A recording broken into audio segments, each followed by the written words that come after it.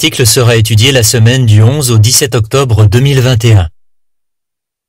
Renforce ta foi dans le Créateur. Voici le verset thème de l'étude. La foi est la preuve évidente de réalité invisible. Hébreux 11, verset 1. Cantique 11. La création loue Jéhovah. Aperçu. La Bible dit clairement que Jéhovah est le Créateur. Mais beaucoup de gens ne croient pas que la vie a été créée. Ils prétendent qu'elle est apparue par hasard.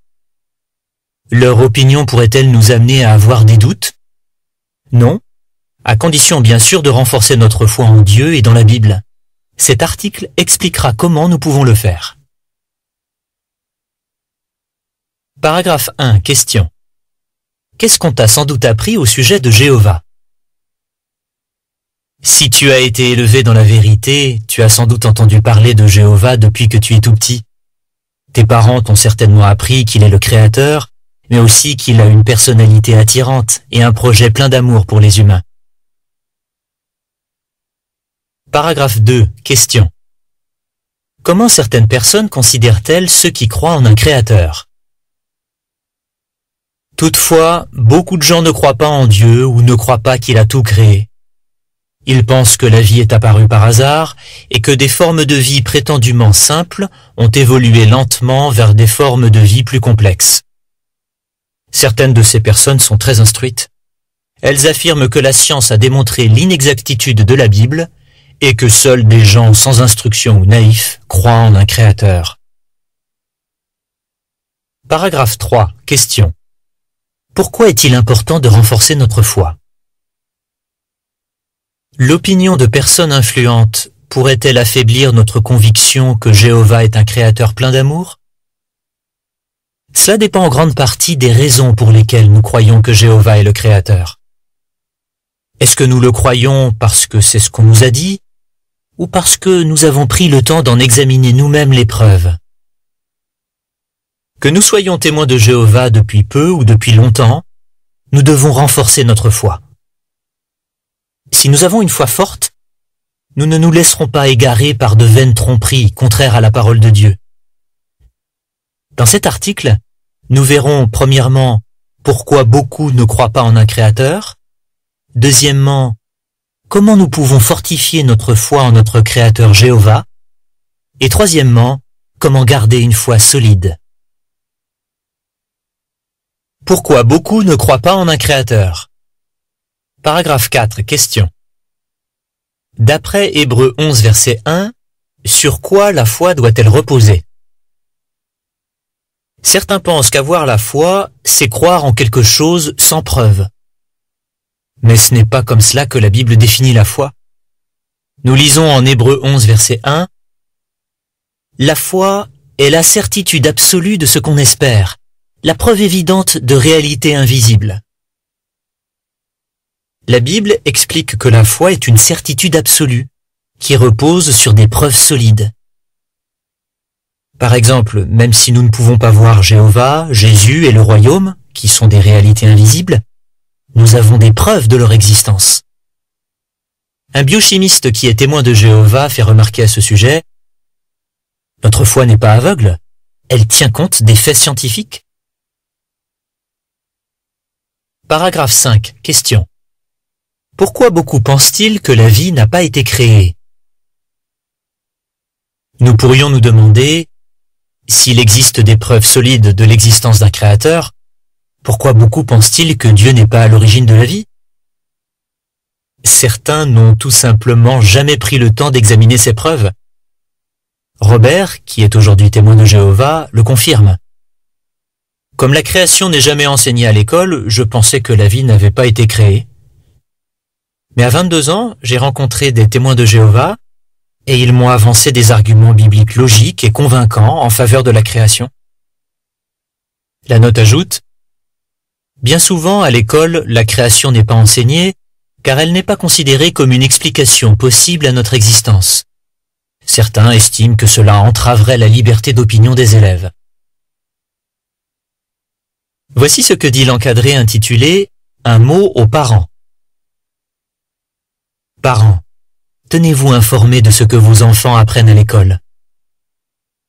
Que faire si vous vous rendez compte que certains cours abordent des théories ou des courants de pensée qui contredisent la Bible? Examinez avec vos enfants les arguments présentés dans nos publications et aidez-les à raisonner sur ces faits. De plus, rendez-les sensibles aux risques que présentent les longues études dans les universités, où beaucoup se moquent de la croyance en Dieu. Paragraphe 6. Question. Pourquoi certains ne croient-ils pas en un créateur? Certains disent « Je ne crois pas en un créateur parce que je ne crois que ce que je vois ». Pourtant, eux aussi croient en des réalités qui ne se voient pas, comme par exemple la gravitation, parce que leur existence est prouvée. Eh bien, la foi dont il est question dans la Bible, c'est croire en d'autres réalités invisibles, mais elles aussi confirmées par des preuves. Mais quand on ne fait pas cette démarche, on peut facilement conclure que Dieu n'existe pas. Paragraphe 7. Question.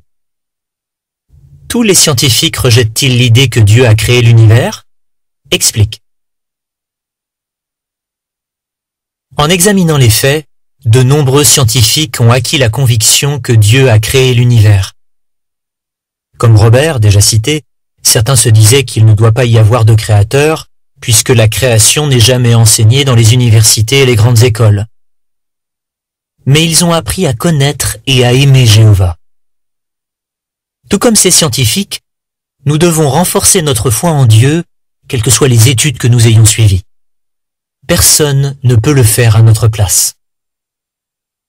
La note ajoute, dans l'index des publications des témoins de Jéhovah, tu trouveras les témoignages de plus de 60 chercheurs, professeurs et scientifiques qui croient en la création. Sous la rubrique Science, va à la sous-rubrique Scientifiques expriment leur croyance en la création. Certains de ces témoignages se trouvent également dans le guide de recherche pour les témoins de Jéhovah. Sous la rubrique Sciences Technologie, va à la sous-rubrique Interview, rubrique de Réveillez-vous. Fin de la note. Comment renforcer ta foi dans le Créateur? Paragraphes 8 et 9, question A. À quelle question allons-nous répondre maintenant? Question B. Que peut nous apporter l'étude de la nature? Comment peux-tu renforcer ta foi dans le Créateur? Examinons deux façons de le faire. Étudie la nature. Tu peux fortifier ta foi dans le Créateur en observant les animaux, les plantes et les étoiles. Plus tu étudieras la nature, plus tu seras convaincu que Jéhovah est le Créateur. Nos publications contiennent des articles qui nous font découvrir la beauté de la création. Fais l'effort de les lire, même s'ils sont difficiles à comprendre. Essaie d'assimiler un maximum d'informations et n'oublie pas de revoir sur jw.org les belles vidéos sur la création qui ont été présentées lors des dernières assemblées régionales. Paragraphe 10. Question. Selon Romains 1, verset 20, la nature témoigne de l'existence d'un créateur. Cite un exemple. Quand tu étudies la nature, prête attention à ce qu'elle t'enseigne sur notre Créateur.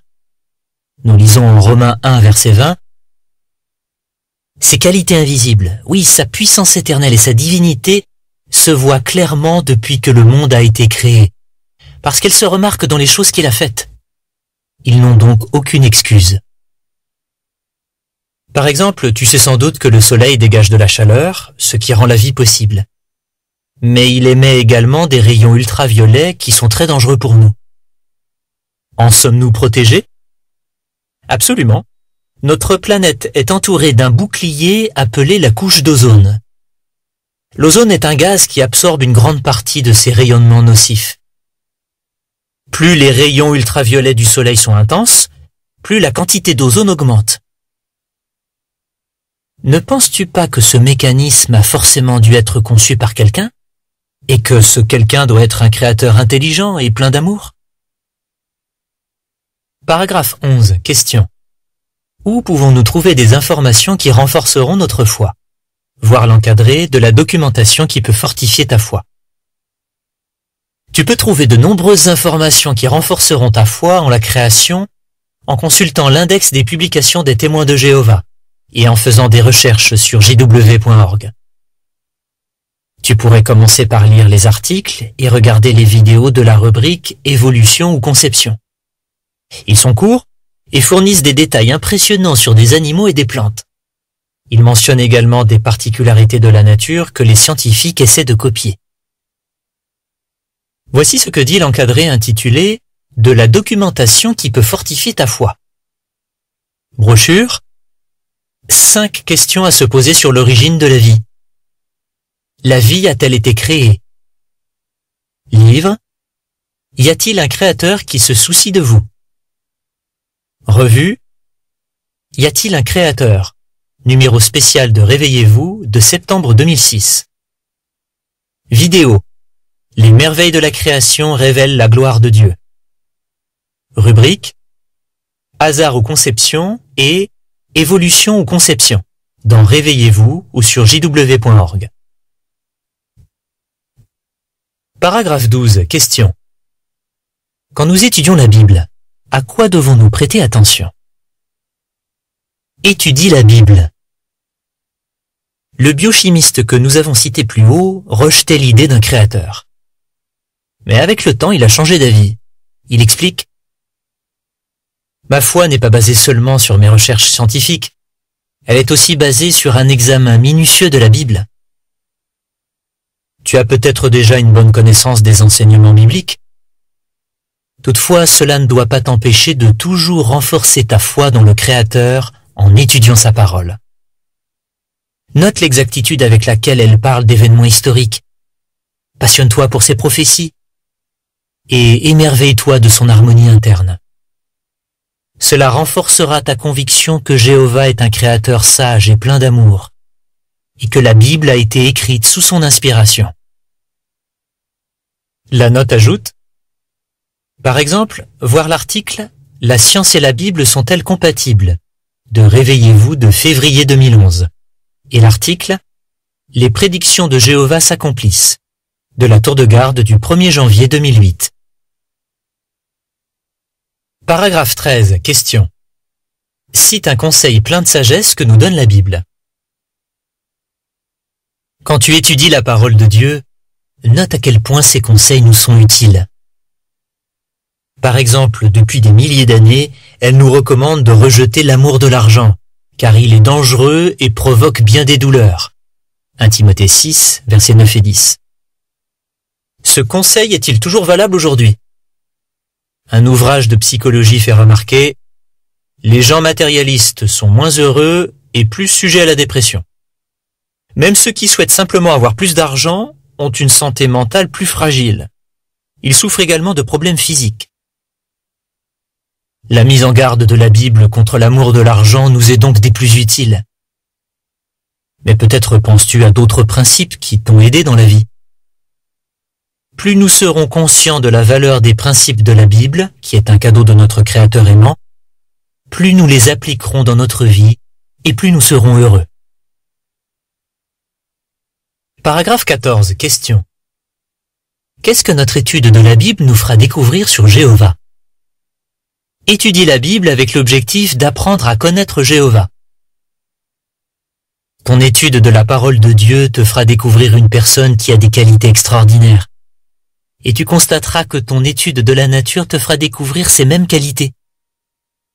Ces qualités ne peuvent appartenir qu'à une personne réelle, qui n'est pas un produit de l'imagination.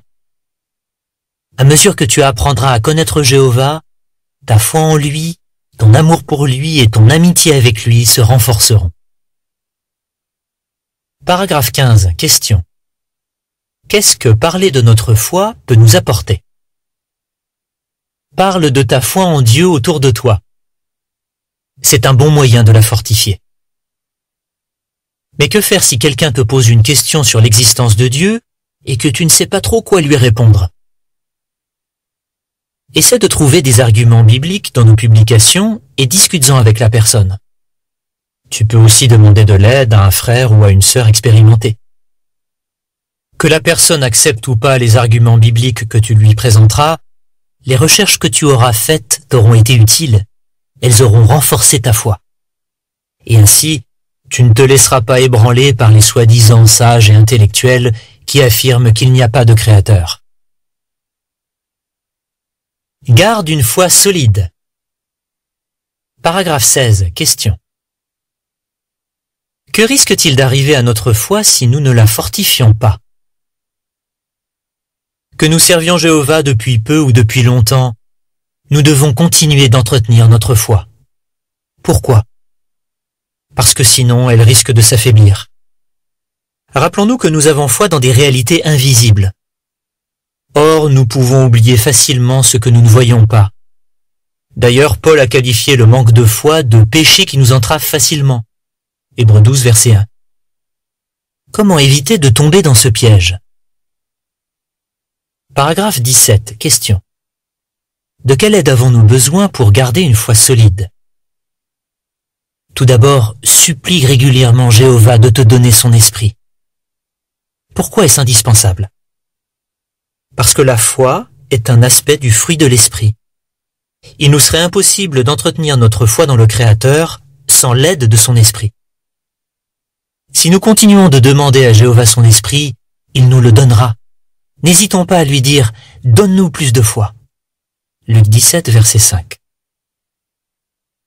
Paragraphe 18. Question. D'après Psaume 1, versets 2 et 3, quelle chance avons-nous? Ensuite, étudie régulièrement la parole de Dieu. Nous lisons en Psaume 1, versets 2 et 3, « Son plaisir est dans la loi de Jéhovah, et il lit sa loi à voix basse jour et nuit. Il sera comme un arbre planté près de cours d'eau, un arbre qui produit des fruits quand la saison arrive, dont le feuillage ne se fane pas, et tout ce qu'il fait réussira. » Quand ce psaume a été écrit, il existait peu d'exemplaires complets de la loi de Dieu. Seuls quelques Israélites, dont le roi et les prêtres, y avaient accès. Et pour les hommes, les femmes, les enfants et les résidents étrangers, des dispositions étaient prises tous les 7 ans pour qu'ils écoutent la lecture de la loi. Deutéronome 31, versets 10 à 12. À l'époque de Jésus, peu de personnes possédaient des copies des Écritures. La plupart des rouleaux se trouvaient dans les synagogues. Mais aujourd'hui, la majorité des gens ont accès à la parole de Dieu, en entier ou en partie. Quelle chance! Comment pouvons-nous montrer que nous l'apprécions? Paragraphe 19. Question. Que devons-nous faire pour garder une foi solide? Nous montrerons que nous apprécions la chance que nous avons de disposer de la parole de Dieu en la lisant régulièrement. Nous ne pouvons pas nous contenter de l'étudier quand nous avons un peu de temps libre devant nous. Nous devons avoir un programme d'études individuel et nous y tenir. C'est ainsi que nous garderons une foi solide. Paragraphe 20. Question. À quoi devons-nous être déterminés?